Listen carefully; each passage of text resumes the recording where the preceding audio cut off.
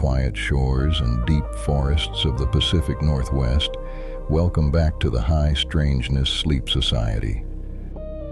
Tonight we leave the rain and cedar shadows behind for the high desert of New Mexico, where a summer storm in 1947 left something scattered across a lonely ranch pasture northwest of Roswell. This is not the Roswell of neon aliens and souvenir shops. This is the quieter Roswell, the Roswell of ranch roads, courthouse phone calls, military offices, kitchen tables, and ordinary people who carried a strange story for the rest of their lives. So settle in. Let the room grow still. This is the Roswell quiet, the long silence after.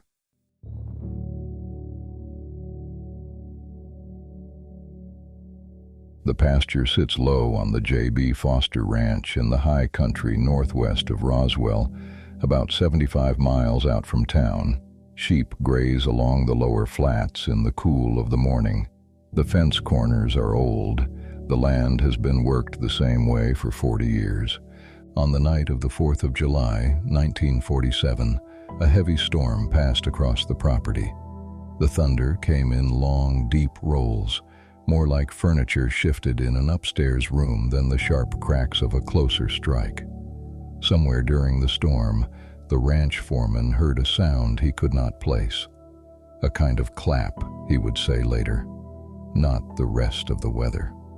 The foreman was Mac Brazel, 48 years old, working a place he had worked for years.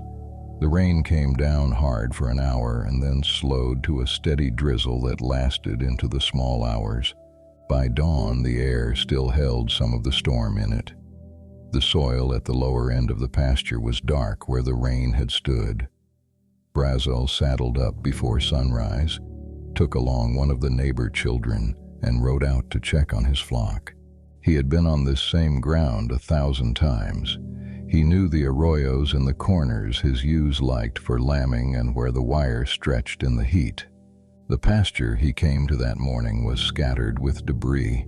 It lay along a single direction across several hundred yards, in a kind of long fan, as if something had passed low over the ground at speed and shed itself behind it. Some pieces caught the morning light and held it. Some looked like foil but did not behave like foil.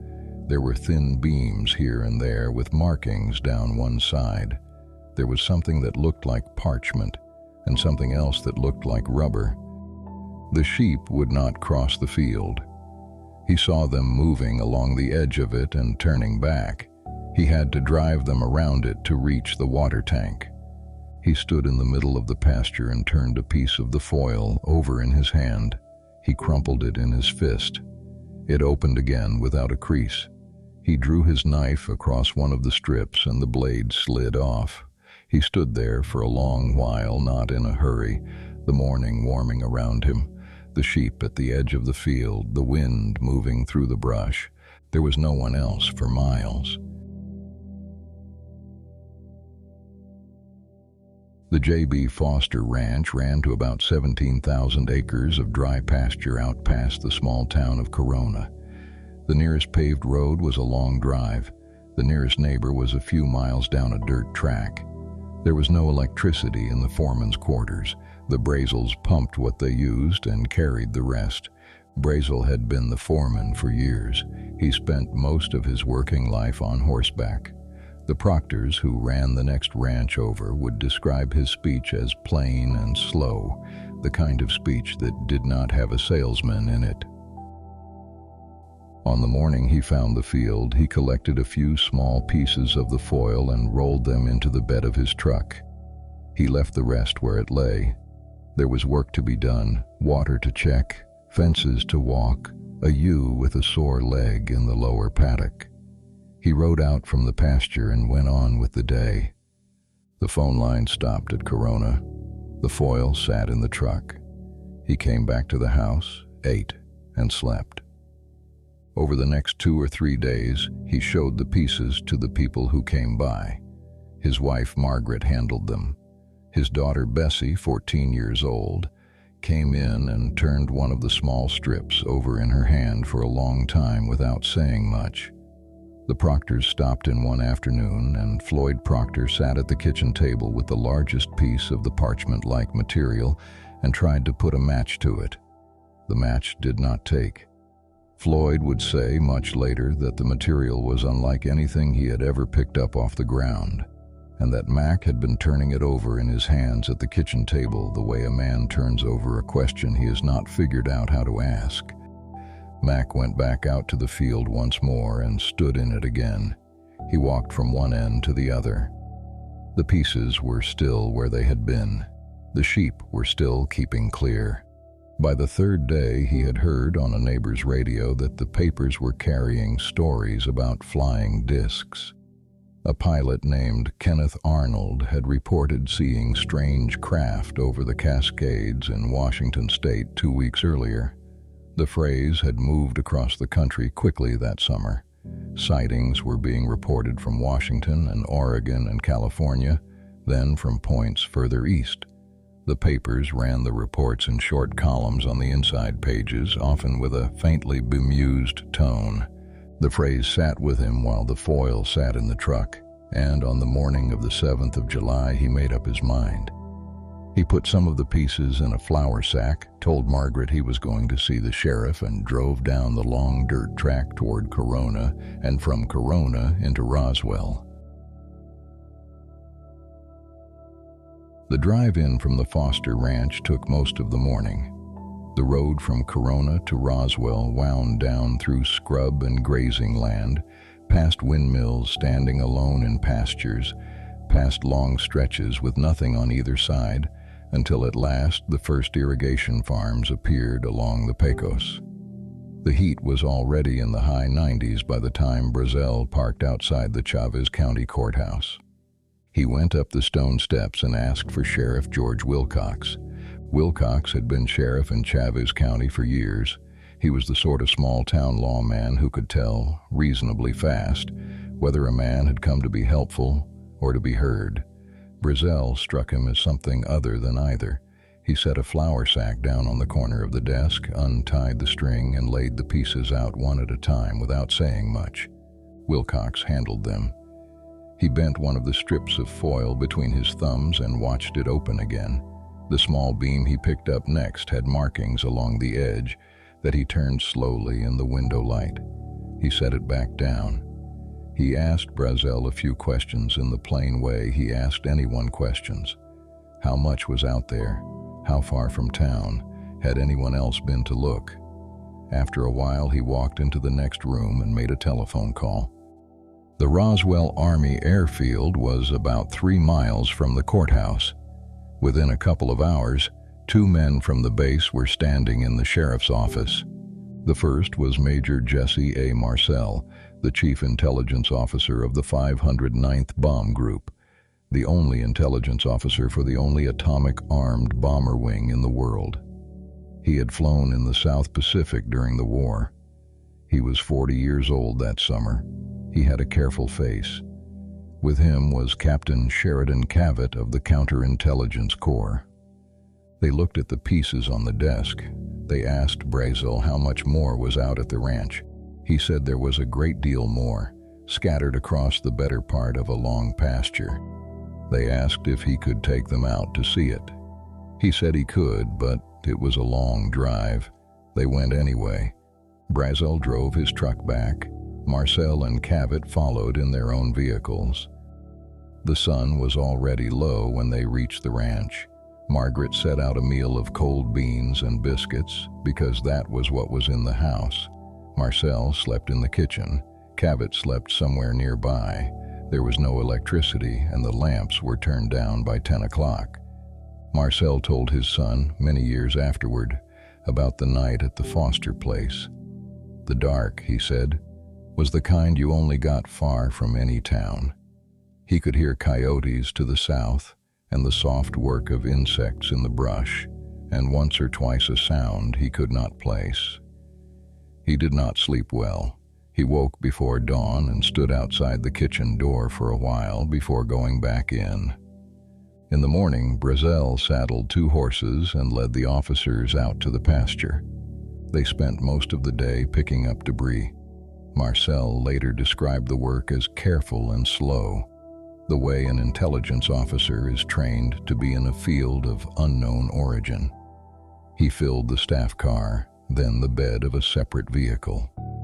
He moved across the pasture through the heat of the afternoon and turned each piece over in his hands before he set it down. Some of the material was very light. Some looked like foil but did not behave like foil. There were the small beams with markings along one edge. Marcel held one up to the sun and turned it slowly. The markings did not look like printing he had ever encountered. The metal had a weight to it that puzzled him. He set the beam down in the back of the car with the rest of the pieces and went on collecting. He drove back toward Roswell that evening with the car heavy in the rear. On the road, somewhere east of Corona, he made a decision that he had not been ordered to make. He took the long route into town and turned off at his own street and pulled up in front of his own house. The house sat on the south side of Roswell, a few blocks from the base. The porch light was on. His wife Viad opened the door and stood with her hand against the frame. He told her he wanted to bring some of it in. He carried in 2 or 3 of the pieces. He laid them on the kitchen floor. His son came out from the back of the house, 11 years old, in pajamas. The boy stood in the doorway and looked at the pieces on the linoleum without saying anything. The kitchen light was a single bulb in a fixture above the table. The bulb threw a flat round of light onto the floor where the pieces lay. The foil caught the light differently than the linoleum did. The beam at the edge of the spread had the small markings along it. Marcel knelt down on one knee beside the spread. His wife stood with her hand still on the door frame. The boy took 2 steps into the kitchen and crouched at the edge of the pieces. "Look at this," Marcel said quietly to the boy. The boy reached out and picked up one of the small strips of foil. He crumpled it in his fist. It opened again without a crease. "It won't fold," he said. "No," his father said. They sat there for some time without saying much else. Viad brought a glass of water for the boy and stood watching them. After a while, she crossed the kitchen and put her hand on his shoulder. She had seen what was on the floor. She did not pick up any of the pieces herself. The boy crouched a while longer, looking, his glass of water on the linoleum beside him. The light on the kitchen floor did not change. The pieces lay where they had been laid. The kitchen clock on the wall above the icebox kept its steady time. Outside, on the south side of town, the night had grown still. Marcel had wanted, he said later, for his family to see it, in case he was never able to speak about it again. The summer of 1947 had been a strange one across the American West. The Arnold sighting over Mount Rainier had taken place on the 24th of June. The phrase, "flying saucer," had entered the language within hours of the wire story going out. Most were from ordinary people. Many were from pilots and police officers whose credibility depended on careful observation. The newspapers carried them on the inside pages with a faintly bemused tone. The editorial columns made jokes about war nerves and summer heat. Nobody had any clear idea what was happening, if anything was happening at all. It was into that early stretch of national strangeness that the morning of the 8th of July, 1947, found the public information officer at Roswell Army Airfield. His name was Walter Haut. He was 25 years old. He had flown bombing missions during the war and had come home to a quiet job at the base, writing announcements and fielding calls from local reporters.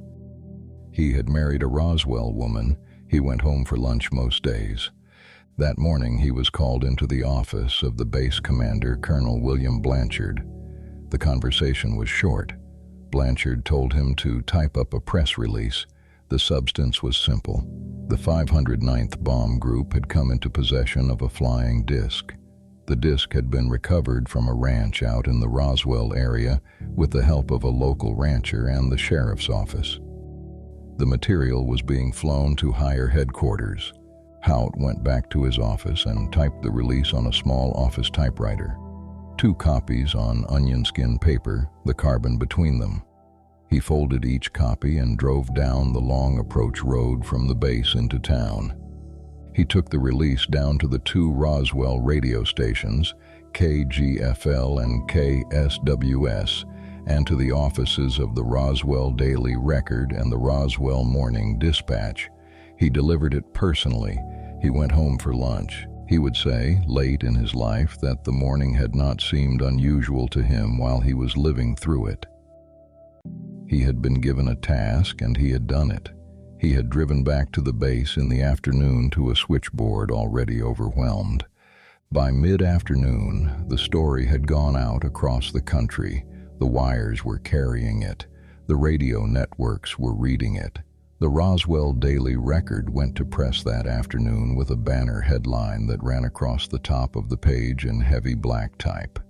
The headline read, "RAAF captures flying saucer on ranch in Roswell region." The town of Roswell that afternoon became something it had not been the day before. The phone lines into the base were overwhelmed almost immediately.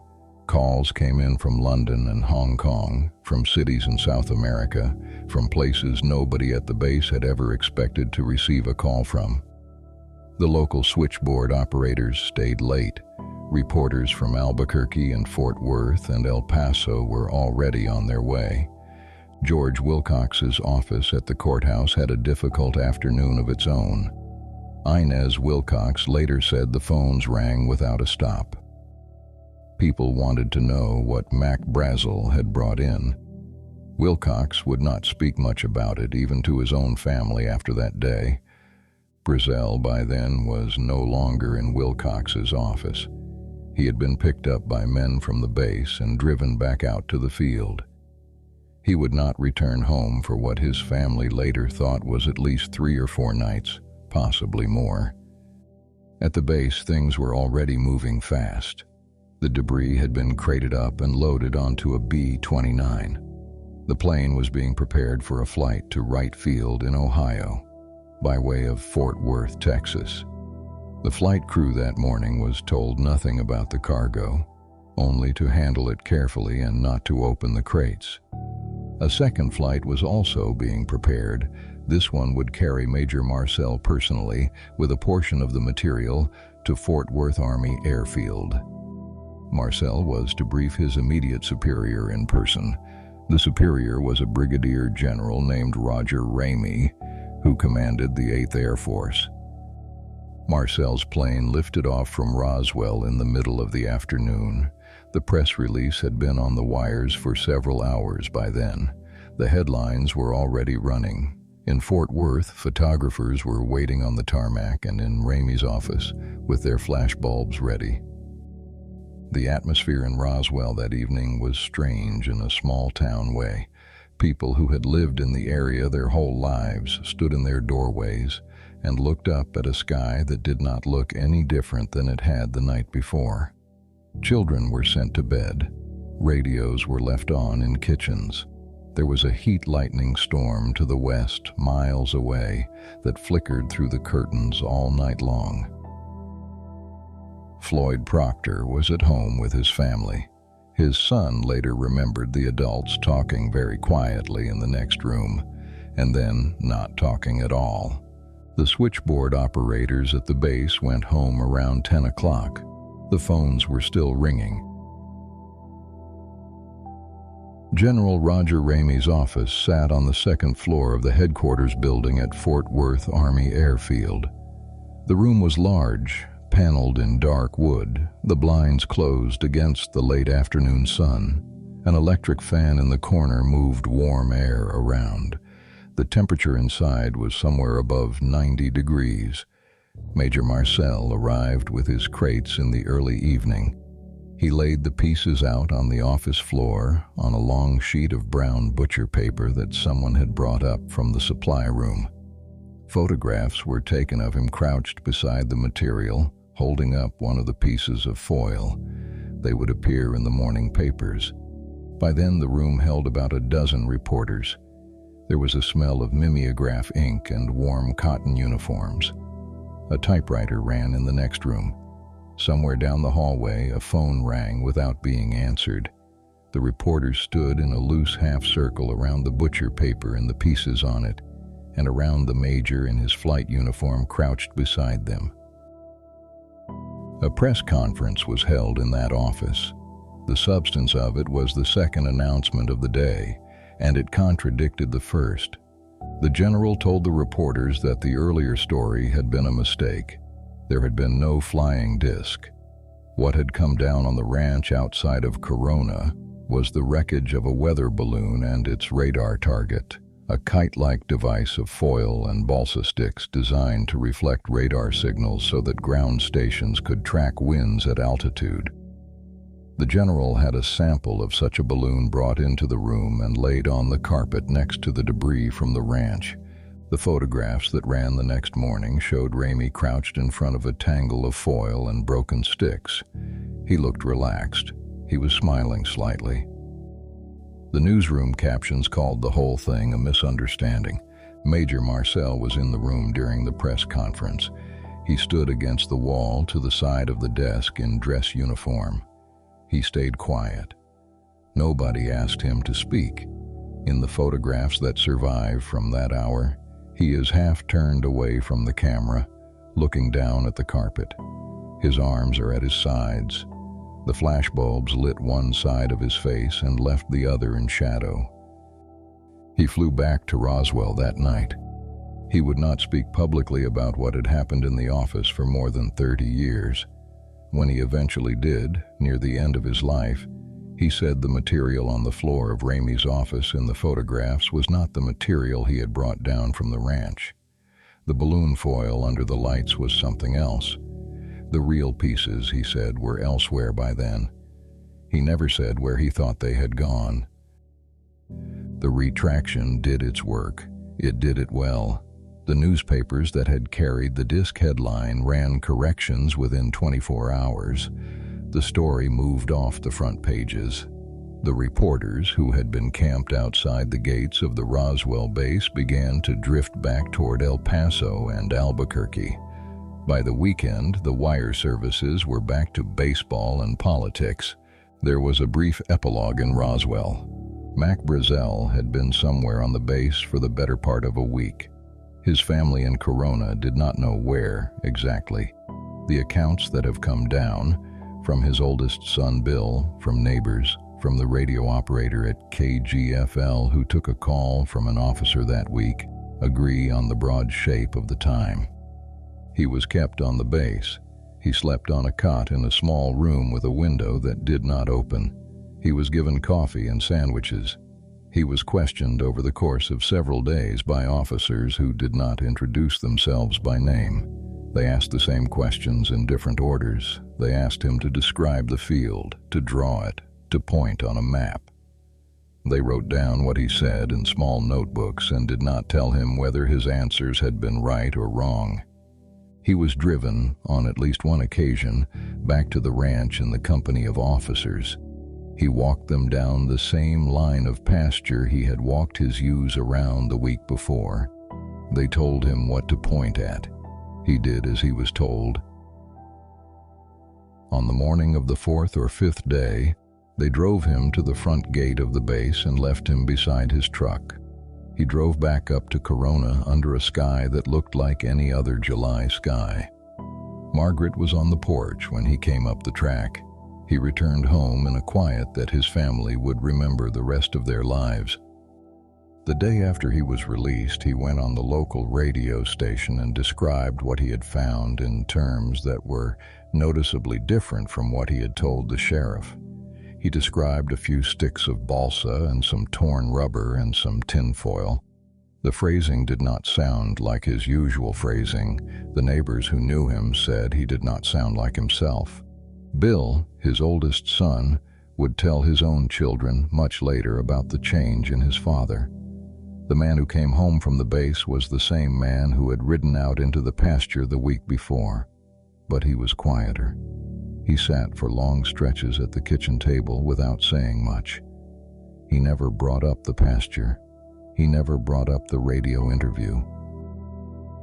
When the family pressed him in the days afterward, he would say only that he had been told not to talk about it, and that he intended to do as he had been told. Once, late in his life, he said one more thing to Bill in a quiet moment after a long day. Whatever had been on that ranch, he said, was not a weather balloon. He did not say what he thought it had been. He died in 1963 before any of the books had been written, and never heard his name read on the radio again. Roswell as a town returned to its routine within about a week. The men at the base did not speak of the recovery. The sheriff's office, much the same. There was a brief sense in the late evenings that something had passed through town and not entirely left, the way a heavy storm sometimes pulls back over the horizon but does not lose its weight. People went on with their work. The freight trains pulled through at night the way they always had. The story moved off the wire. It moved off the front pages. By the end of July, it was gone. The story did not entirely leave Jesse Marcel. He was transferred from Roswell within a year of the recovery. He served at the Pentagon during the early build-out of the Strategic Air Command, doing intelligence work that had nothing to do with what he had picked up from the Foster pasture. He left active duty in 1950. He moved his family back to his home parish in Louisiana. He opened a small business in Houma, repairing televisions and radios out of a shop on the main street. The shop was a quiet operation. He repaired televisions and did antenna work on weekends, climbing onto neighbors' roofs in the still air of the bayou afternoons. He sat at a small workbench in the back and ran a thin solder along the joints of old radio chassis. On the slow afternoons, he turned on the news. By every account of the people who knew him in those years, he was a quiet and unassuming man. Roswell did not come up in his conversations with the customers. The men who brought their televisions in did not know he had once been a major in the Army Air Force, much less that he had been in Ramey's office on the afternoon of the retraction. His wife knew. His son knew. A few in his closest family knew. That was where he kept it.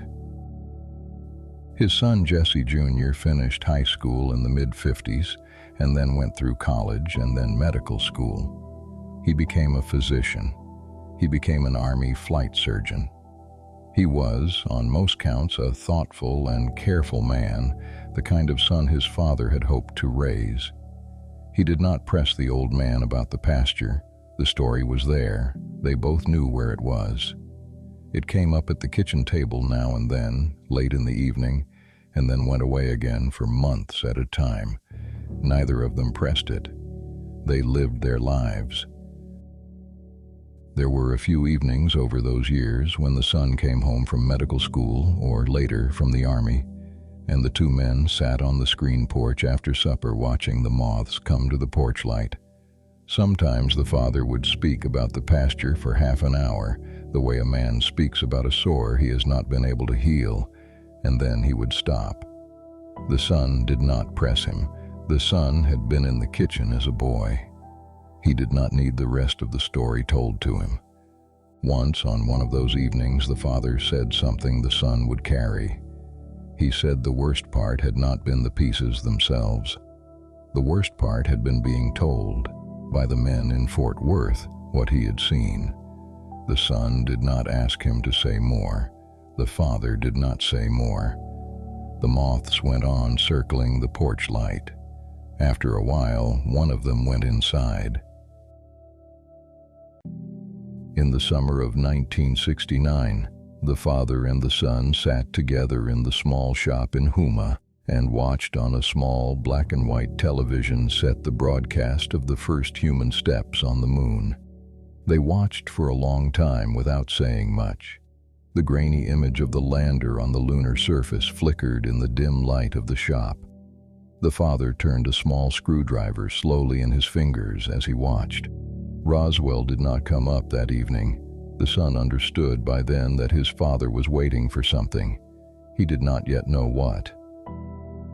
Up in Roswell, the other people who had been in the story were living theirs. George Wilcox finished his last term as sheriff and went home to a quieter life. He died in 1961. His wife Inez outlived him by almost 20 years. She had been at the courthouse the afternoon the phone started ringing. She had heard things at home that the family did not press her about. Her granddaughter would ask her once, in old age, in the kitchen on a quiet afternoon. The granddaughter had heard by then what was being written in the new books. She asked the old woman if there had been anything at all to it. Inez set down the pan she was holding. She looked out the window for a while. The kitchen was quiet, and the cottonwood at the back of the lot was moving in the wind in the way it always moved. The granddaughter waited. "There were bodies," the old woman said. She did not give a number or a location or any description of what they had looked like. She turned back to the stove and picked up the pan and went on with what she had been doing. The granddaughter sat at the kitchen table for a while afterward, not asking any more. After a few minutes, the old woman moved the pan to the back burner and ran water in the sink, and the kitchen filled with the soft sound of the water running and nothing else. Walter Hout had stayed in Roswell after the Air Force. He went into local business. He opened a small art gallery on Main Street, then helped run a tile shop. He went to church. He raised his daughter. He told her, when she was old enough to ask, that he had typed up the press release on the order of his colonel, and that he assumed the colonel had known what he was talking about. He let the press release be the press release. For most of his working life, that was where he left it. Bill Brazel, Mac's oldest son, had taken over the lease on the Foster Ranch after his father died. He worked the land. He ran the sheep.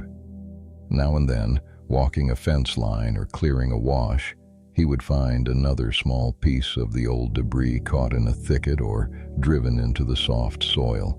He kept these pieces in a cigar box in a shed. He showed them to a few people. In the early 1960s, an officer from the base came out to the ranch and asked him for the box.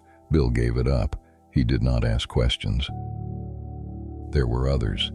The young deputies who had been sent out toward the ranch in the second wave, who told their families careful and partial versions when the time came. The mortician at the local funeral home who had taken a strange phone call from the base mortuary office that week asking about caskets sized for small bodies, and who spent years afterward trying to remember every detail of the call. A fireman's daughter who would say her father came home one evening unusually quiet, and that two men in suits had come to the house a few days later and spoken to him with the door closed. None of these accounts can be fully verified at this distance. Some have been disputed, some carry their own inconsistencies. They were collected late from people who had spent decades not saying anything. The cumulative weight of them is part of what gives the story of Roswell its particular texture. It is a story made of small details told quietly by ordinary people late in their lives, often for the first time. Down in Houma, the man who had carried the most of it sat at his workbench through the 60s and the early 70s. He repaired radios. He listened to the news. He read the papers. He waited. He was 68 years old by the time anyone came to the door. Stanton Friedman was a nuclear physicist by training. He had worked on classified projects for several aerospace companies in the 50s and 60s.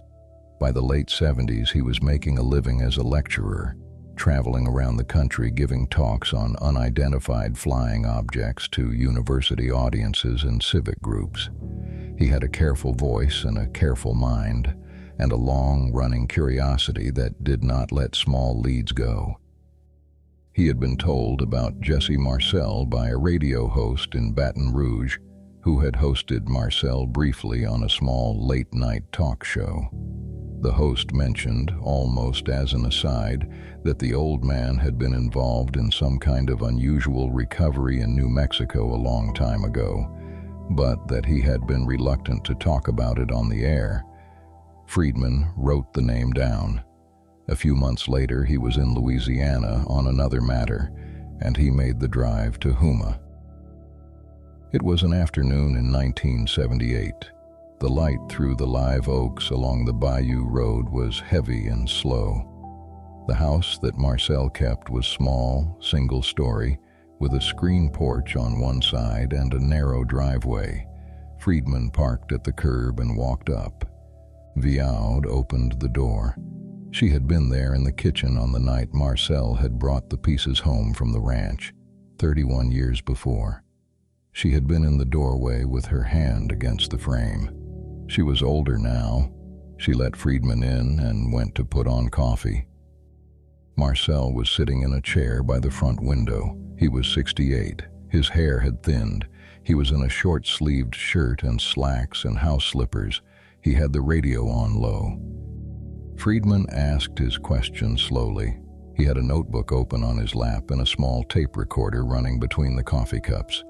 He started with the easy parts, where Marcel had been born, what he had done in the war, when he had arrived at Roswell.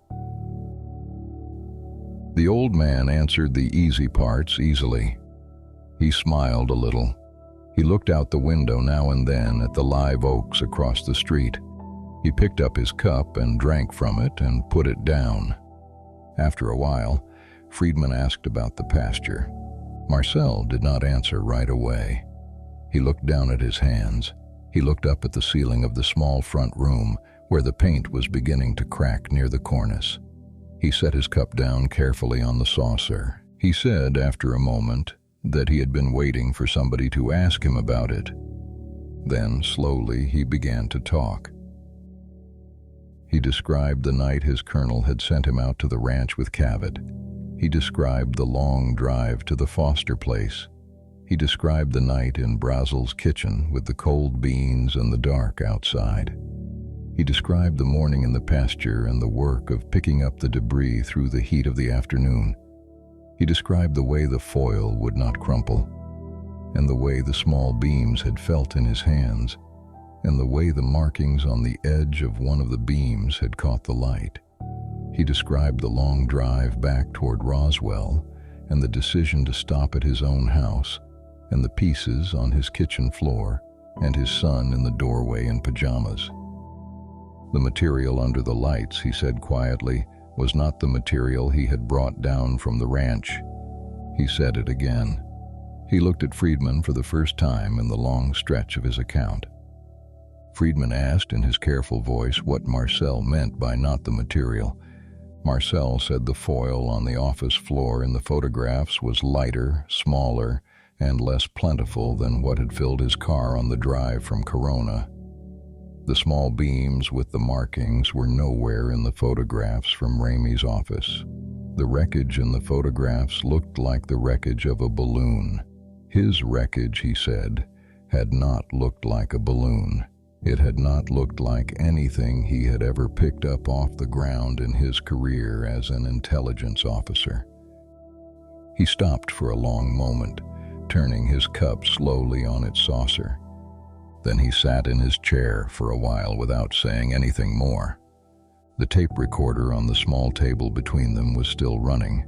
Outside, on the street, a car went by slowly. The live oaks moved in the wind. The interview ran for several hours. Marcel was, by Friedman's later account, neither angry nor dramatic. He spoke the way a careful man speaks when he has lived for 30 years with a thing he has not been able to put down. The light through the front window shifted as the afternoon went on. By the time Friedman left, the live oaks were casting long shadows across the driveway. Marcel saw him out. They shook hands at the screen door. Friedman walked down to the car at the curb.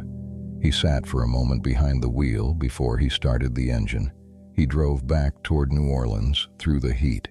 The interview was broadcast in part on a local Louisiana radio station within a few months.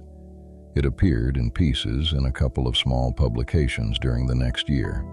In 1980, a researcher named William Moore and the author Charles Berlitz published a book called The Roswell Incident, which drew heavily on the Marcel interview and on a wider set of witness accounts that Moore had collected by then.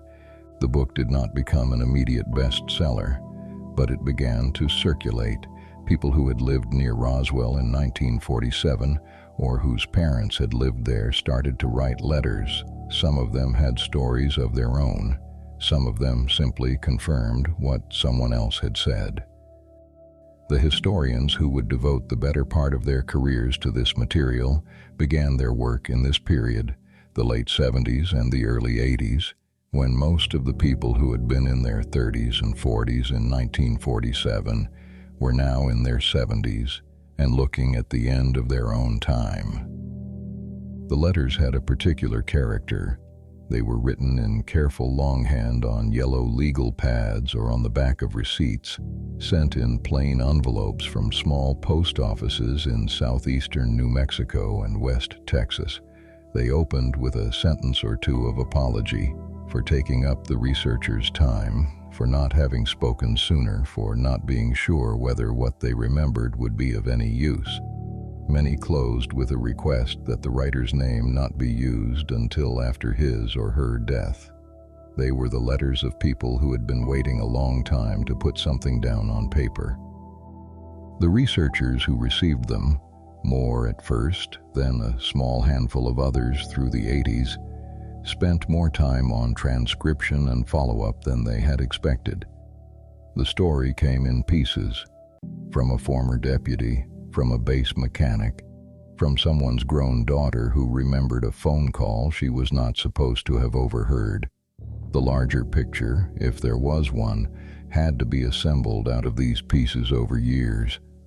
Walter Haut, up in Roswell, began to speak a little more openly. He served on the local museum board. He gave a few short interviews. He would say more in the end, in a sealed affidavit that he signed at the age of 80 and asked to be opened only after his death.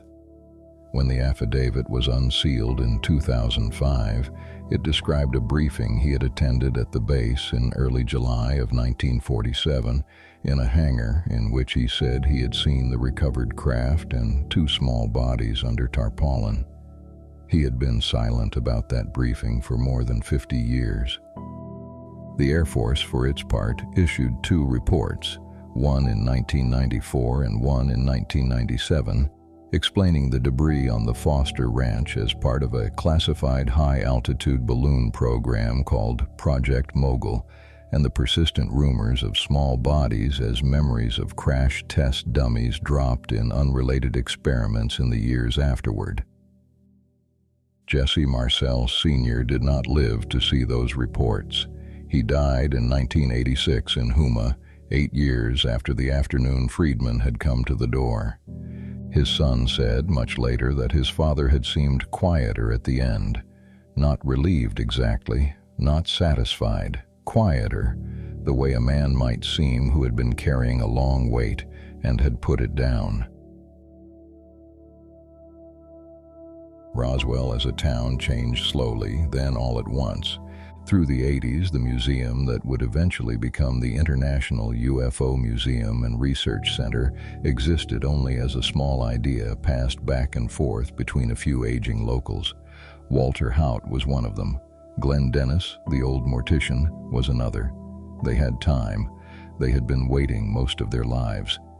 The museum opened in 1991 in a former movie theater on North Main Street. In 1996, the town hosted its first Roswell UFO Festival, timed to the anniversary of the press release. It drew a few thousand visitors. The number grew the next year, and the year after that. By the early 2000s, it had become one of the largest annual events in southeastern New Mexico. A parade down Main Street with families and dogs in homemade costumes, a costume contest in a roped-off section of the city park, A small academic conference at the public library, food trucks selling fry bread and green chili cheeseburgers, and an evening of music outside the courthouse with paper lanterns strung between the trees. The festival had its own particular weather. The afternoons in early July ran into the high 90s. The evenings cooled off slowly. By 10 at night, the people on Main Street were still in shorts and short sleeves. The lampposts threw long shadows down the sidewalks, and somebody was playing guitar on a small stage in the park. Children ran past in costumes their grandparents had stitched. Older couples walked slowly along the storefronts with cones of green chili ice cream. The town began to change to meet its visitors. The lampposts along North Main Street were fitted with metal silhouettes of small figures with large heads. The local McDonald's was rebuilt in the shape of a flying saucer. A long string of small businesses opened with names involving the word alien or extraterrestrial. There were alien-themed coffee shops, candy stores, a laundromat. Some of these were short-lived. Others have outlasted their original owners. This is the part of the story that some of the witnesses found difficult. The carnival quality of modern Roswell sat uneasily next to what they remembered as a quiet and strange event. Jesse Marcel Jr., before his death in 2013, used to say that his father would not have known what to make of any of it. The lampposts would have puzzled him. The festivals would have struck him as out of proportion to the experience he had lived through. The merchandise would have seemed, in his son's words, like a different language entirely. And yet, for the town, the legend has been a kind of preservation. Roswell in 1990 would have looked like many other small American towns watching their economies decline. The base had been closed for over 2 decades. Oil and gas had moved on. The local schools were losing teachers to bigger cities. Without the museum and the festivals and the lampposts, the town might have continued the slow drift of so many places like it, into thinning main streets and shuttered storefronts. Instead, it has held on by becoming the keeper of a story it cannot fully explain. The visitors come in the summer. They buy postcards and snow globes and small green plastic figures. They take pictures in front of the saucer-shaped McDonald's. Some come because they believe deeply in what may have happened on the Foster Ranch. Some come because they enjoy the kitsch.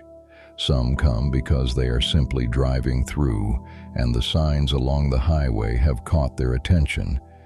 Inside the museum, in the quieter rooms toward the back, the photographs and the witness accounts and the original newspaper clippings sit under glass. The cases are well kept, the lighting is gentle, the audio recordings of the surviving witnesses made in the last years of their lives are played softly on small speakers in alcoves along the walls. Visitors slow down in those rooms. The noise from the gift shop falls away.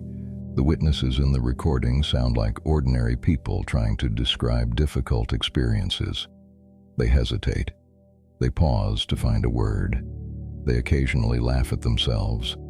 They sometimes say, more than once in the same paragraph, that they know how it sounds. They are not preaching. They are not selling. They are speaking, in many cases, for the last time on record. On a slow afternoon in the summer, the back rooms of the museum hold a particular kind of quiet. The fluorescent lighting hums softly. A few visitors stand or sit by the small speakers listening. A woman in her 60s might take off her sunglasses and stare for a long time at a black and white photograph on the wall, listening to a voice describing a kitchen floor in 1947. The voice is unhurried. She stands there until the recording loops back to the beginning. Then she puts her sunglasses back on and walks out into the bright afternoon. A volunteer at the front desk of the museum, an older man with a quiet voice, will tell you, if you ask him at the right moment in the afternoon, that the recordings are the only part of the museum he still listens to. He has been listening to them for years. They have not changed, he will say. I am the one who has changed, hearing them. The Foster Ranch sits where it has always sat. The fence corners are still there. The wash that runs after a heavy rain is still there. The pasture is back to pasture.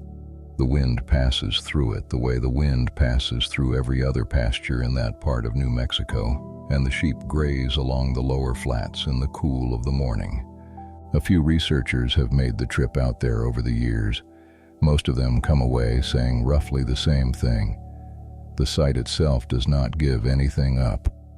The ground is high desert ground, the same as it is for hundreds of square miles in every direction. You stand for a while. You look at the soil. You walk 100 yards along the line where the debris was said to have been. You take a photograph that ends up looking when you get home like a photograph of any other open piece of New Mexico rangeland. You drive back into town the way Mac Brazel drove back into town, along the same broken-up 2-lane road with the same wind across the windshield. The land does not say anything. The witnesses are almost all gone now. Their voices remain in the recordings and in the affidavits and in the cardboard boxes of letters in the back rooms of the museum. Letters from people who had spent most of their lives saying nothing about what they had seen and who wanted at the very end to put it somewhere outside of themselves. Somewhere on a quiet street in Huma, a small house sits with its screen porch and its narrow driveway. The live oaks along the bayou road still move in the late afternoon wind. The chair by the front window is empty now. The radio is gone. The pieces, whatever they were, are gone too. The volunteers at the museum on North Main Street lock the doors at 5. The recordings in the back rooms keep playing for a few minutes after, on their automatic loops, into the empty alcoves. The lights go off one by one. The street outside is quiet by then. The lampposts with the small metal silhouettes come on later, when the heat has gone out of the day. The wind is still there. The sheep are still on the lower flats. The story is still where the witnesses left it, in the recordings in the museum, in the affidavits in the old folders, in the cigar box that an officer carried away from a shed at the back of the Foster Ranch in 1963. And that is where we will leave Roswell tonight. Not with an answer exactly, but with a pasture, a storm, a few scattered pieces, and the long quiet that followed. Whatever happened northwest of town in July of 1947, the story did not end with a press release or a retraction. It lingered in kitchens, on porches, in small rooms, and in the memories of people who carried it for decades. The desert kept its silence. The witnesses kept theirs for a while.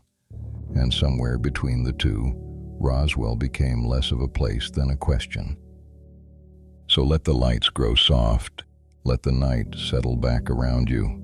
And until next time, good night from the High Strangeness Sleep Society.